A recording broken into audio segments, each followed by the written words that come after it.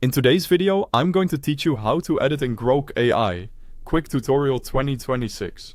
Let's get started right at the source. Open your browser and head to grok.com. This is where all the editing magic happens. You don't need anything fancy here, just a stable internet connection and your usual browser. Once the page loads, you're in the right place to begin. If you have a Grok account, go ahead and sign in.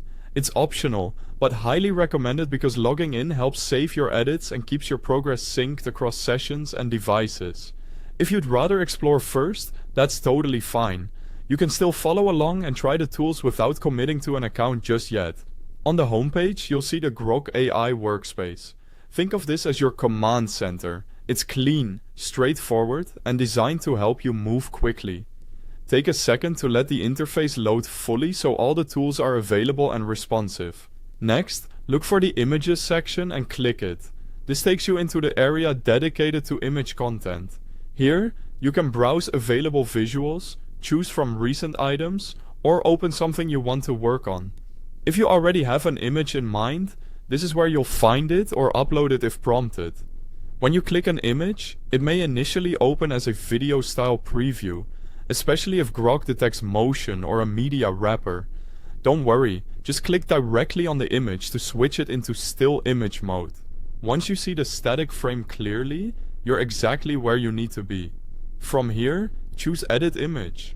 This brings up Grok's editing interface. You'll notice the image is automatically attached to the chat box. That's your cue to tell the AI what you'd like changed.